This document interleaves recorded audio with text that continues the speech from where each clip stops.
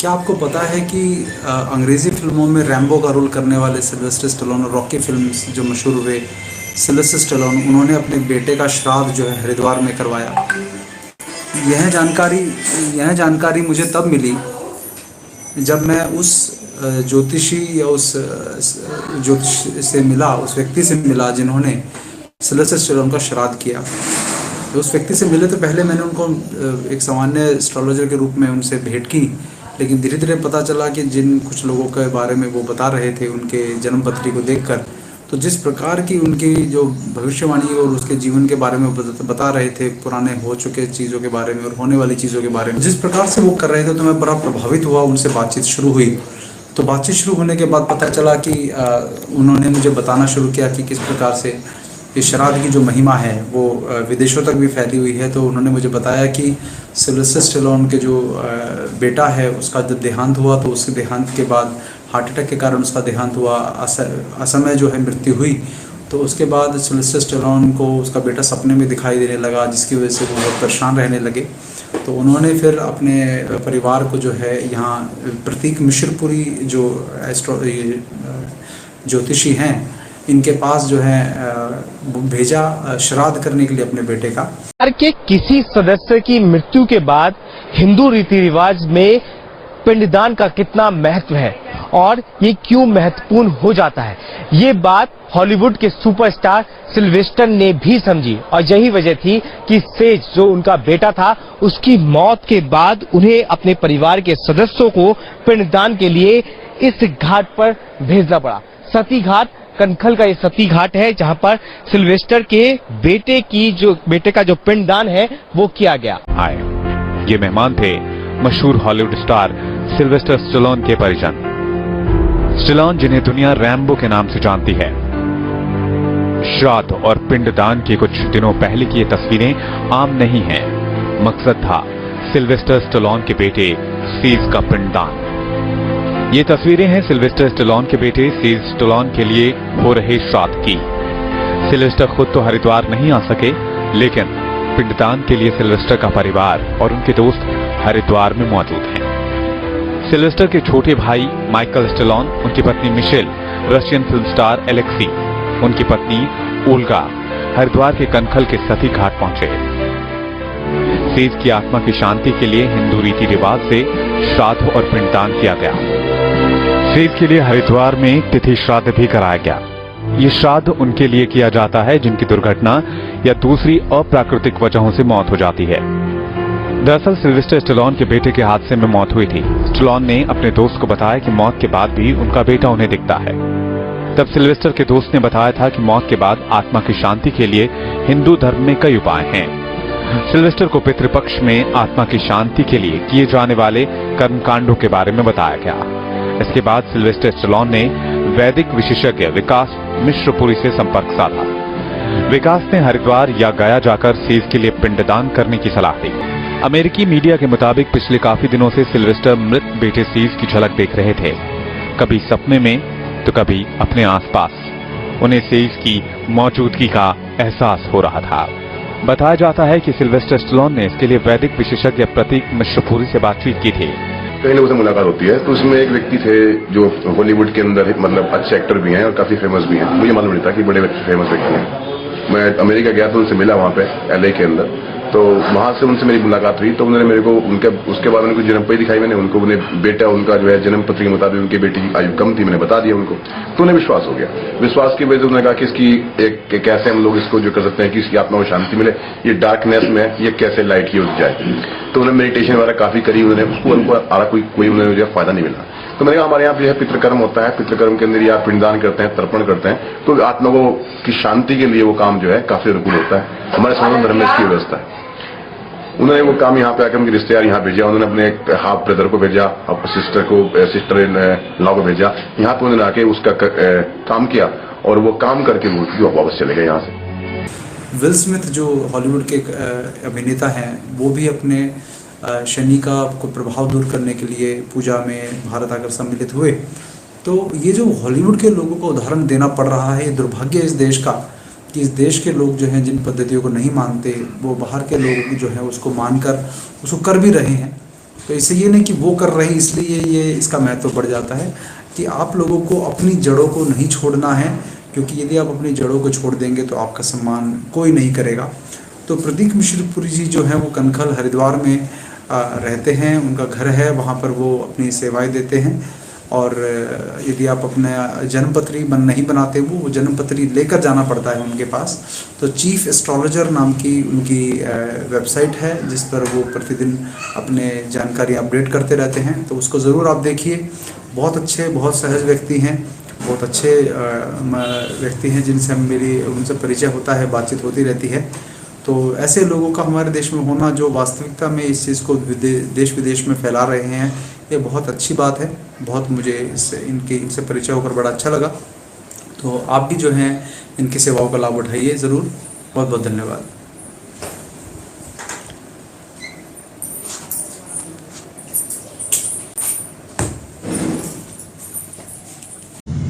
आप सभी को श्राद्ध पक्ष जो चल रहा है उस विषय में कई सारी भ्रांतियां जो हैं वो लोगों के बीच में हैं, और कई लोगों को पता नहीं क्यों, यदि हम अपने पूर्वजों को याद कर रहे हैं तो क्यों उनको तकलीफ हो रही है मुझे नहीं पता। वो संदेश पे संदेश सब भेजे जाते हैं, टिप्पणियों पे टिप्पणियां करे जाते हैं, लेकिन उनको एक बात समझ में नहीं आ रही कि उन लोगों को एक बात समझ में नहीं आती कि यदि हम लोग अपने पूर्वजों को याद कर रहे हैं तो उसमें तकलीफ क्या है। वो कहते हैं कि जीते जी की सेवा करो, तो हमने कब मना किया है कि जीते जी जो हमारे माता पिता हैं उनकी सेवा नहीं करने, कभी मना नहीं किया।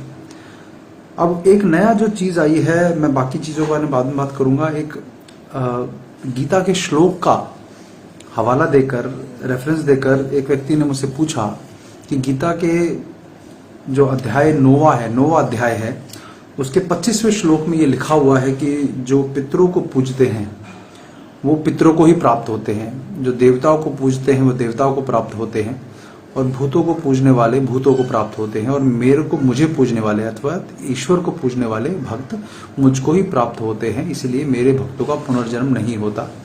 ये श्लोक जो है ये मैं आपको दिखा देता हूँ। ये वाला श्लोक है, 9वां अध्याय 25वां श्लोक। यान्ति देवव्रता देवानि पितृन यान्ति पितृव्रता भूतानि यान्ति भूतेज्या यान्ति मध्याजिनो अपि माम। तो ये जो श्लोक है, ये श्लोक का अर्थ जो है, इसने मुझसे पूछा कि वीरेंद्र जी, पितरों को यदि हम पूजते हैं तो हम पितरों को ही प्राप्त होते हैं, तो ये तो गीता में मना किया हुआ है। तो उस मित्र को या उन लोगों को जो इस तरह की रेफरेंस देने के बाद, क्योंकि वो खुद जो है गीता का अध्ययन नहीं करते, हमारे गुरुदेव के कारण हम लोग प्रतिदिन जो है गीता के एक अध्याय का, कम से कम एक अध्याय का हम ज़रूर जो है पठन करते हैं, और पूरी गीता प्रतिदिन पढ़ी जाए तो बहुत अच्छा है। जितना समय है उसके अनुसार मैं इतना कर पाता हूँ। लेकिन इसका जो अर्थ है, देखिए गीता जो है हमें धर्म से जोड़ने वाली है, हमारे पूर्वजों से जोड़ने वाली है, काटने वाली नहीं है। तो गीता कभी भी ये मना नहीं करेगी कि आप अपने पूर्वजों को जो है, पितरों को मत आप स्मरण करिए।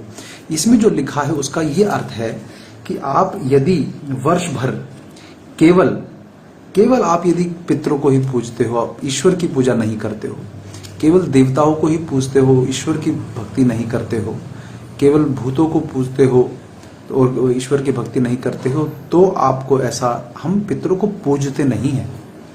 वर्ष में एक बार जो हम स्मरण करते हैं श्राद्ध पक्ष में जो अभी चल रहा है, उस श्राद्ध पक्ष में पूजने का अर्थ ये है, पूजने का अर्थ है कि हम उनको स्मरण कर रहे हैं, उनके लिए तर्पण कर रहे हैं।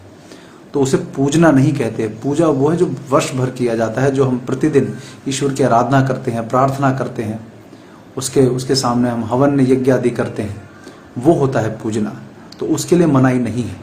तो यदि वर्ष भर में आपको 15 दिन का समय दिया गया है, वो भी एक दिन, जिस तिथि को आपके पूर्वज का जो है शरीर पूरा हुआ, उस तिथि के दिन ही केवल आपको वो भी घंटा 1 घंटा याद करने के लिए आपको कहा जा रहा है, उसे पूजना, वो पूजने की श्रेणी में नहीं आता। ये अपने पूर्वजों के प्रति कृतज्ञता का भाव प्रकट करने का एक समय है जो हमें करना चाहिए। लेकिन मुझे नहीं पता कि आज ऐसा एक विकृति आ गई है कि दुनिया के सब काम छोड़कर यदि कोई त्यौहार आता है तो उस त्यौहार के पीछे उस त्यौहार को ना मनाने देने की सारी दलीलें जो है वो देना शुरू हो जाते हैं। तो मैं आप सबको यही कहना चाहता हूँ कि आपके गीता का भी जो रेफरेंस देकर आपको ये कहा जा रहा है कि पितरों को आप मत याद करिए, तो वो इसके लिए, जैसे हमारे सती माता है राजस्थान जो नीमराणा के पास गांव है, तो हम सती माता को पूजते होते, यदि हम वर्ष भर केवल सती माता को ही पूजेंगे तो गलत है, लेकिन वर्ष में एक बार जाकर यदि हम उनकी सती की रात जगा देते हैं तो वो धर्म है हमारा, वो हमारा कर्तव्य है जो हमें करना है। तो ईश्वर की भक्ति करके छोड़कर ये सब की केवल भक्ति करते रहना वो गलत है।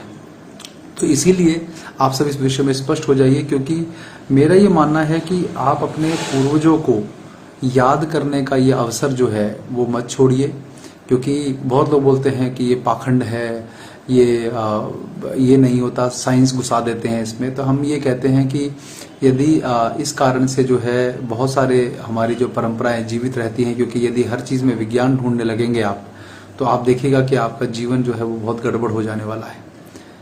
क्योंकि विज्ञान के आगे प्रज्ञान था हमारे देश में, तो उस प्रज्ञान के कारण जो है हमारा देश चला, इस विज्ञान के कारण नहीं था। क्योंकि विज्ञान जो आजकल तथाकथित जिसकी हम बात कर रहे हैं, यदि ये विज्ञान का जो परिभाषा कुछ सौ वर्षों पहले आई, क्या उससे पहले दुनिया एग्जिस्ट नहीं करती थी? क्या करती थी? तो इसलिए हर त्योहार में साइंस ना घुसाएं। आप त्योहारों को खुशी के लिए, एक दूसरे से संबंध बढ़ाने के लिए, अपने परंपराओं को निभाने के लिए, लोगों का रोजगार बढ़ाने के लिए, क्योंकि मैंने देखा है कि दुनिया में ये जो जितने भी लोग इन त्योहारों का जो बहिष्कार करने की बात करते हैं, त्योहारों को ना मनाने देने की बात करते हैं, उसमें वो नहीं, ये नहीं देख, उसी त्योहारों से लोगों की जो जीविका चलती है, उस जीविका को वो नहीं कमाने देना चाहते, ये चीज़ की बात वो नहीं करते। चाहे वो किसी भी चीज़ के लिए हो, चाहे वो जितने भी आपके तीज त्योहार हों, सबके लिए हों। क्योंकि जिन लोगों को नहीं पता कि श्राद्ध पक्ष में कैसे क्या करते हैं, इसमें होता यह है कि आपको 15 दिन का समय मिलता है, क्योंकि जब किसी का देहांत होता है तो वो जो तिथि होती है, तो ये जो प्रतिपदा जो है, पहला दिन जो होता है, उससे लेकर जो है पूर्णमासी या अमावस तक जो है, वो उसी में किसी न किसी का देहांत यदि हुआ है तो इसमें किसी न एक ही तिथि पे हुआ होगा।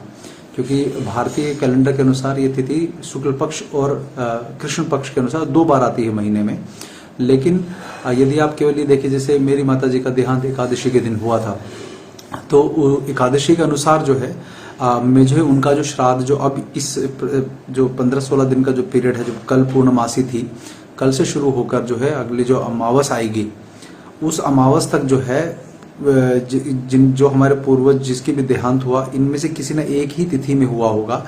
तो अगर यदि आपको तिथि पता है, जैसे मुझे मेरी माता जी की पता है, तो मैं एकादशी के दिन उनका विशेष रूप से श्राद्ध करूंगा। और अगर किसी की पंचमी को आता है, किसी को षष्ठी को आता है, छठे दिन, सात, इस तरह से आता है, तो उस दिन वो बनाए जरूर। लेकिन यदि आपको नहीं पता है, तो इसीलिए जो है जो ये कनागत बोलते हैं, कनागत का वास्तविक जो अपभ्रंश, कनागत शब्द तो अपभ्रंश है, कन्यागत बोलते हैं इसको। तो ये जो शब्द है, ये कनागतों के समय में जो है, आप अमावस के दिन ऐसा होता है कि आपको जिनकी तिथि याद नहीं है, जो पूरे उन सब की के श्राद्ध के लिए आप उस दिन जो है एक साथ जो है एक साथ जो है वो श्राद्ध आप जो है वो करते हैं। तो ये आपको करना है। तो ये इस तरह से नियम होता है। तो इसे बहुत सिंपल सादे रूप में आप करिए। तो यदि आपको तिथि अपने जो भी माता पिता या जो भी दादा दादी किसी की तिथि याद है तो अच्छी बात है, उस दिन आप उसका श्राद्ध करिए। जो नियमित रूप से जो इसमें अभी मैंने नीचे एक PDF शेयर करूंगा, उसका लिंक शेयर करूंगा, वहां से डाउनलोड करिए। और यदि नहीं होता है तो अमावस के दिन जरूर उसका जो है तर्पण करिए, श्राद्ध उस दिन करिए और श्रद्धा पूर्वक करिए। और इन 15 दिनों में जो है दाढ़ी बाल वगैरह सब बनाने की मनाही होती है, क्योंकि इसमें हम लोग बहुत सुंदर दिखने का, अच्छा दिखने का प्रयत्न नहीं करते, क्योंकि हम इस पूर्वजों को स्मरण कर रहे हैं। तो श्रद्धा भाव के साथ ये हम अपना स्वरूप को ज्यादा सजना संवरना हम ना करके, भोजन भी हम सादा सिंपल सादा खाते हैं इसमें। और इसमें किसी प्रकार नाखून काटना भी मना होता है।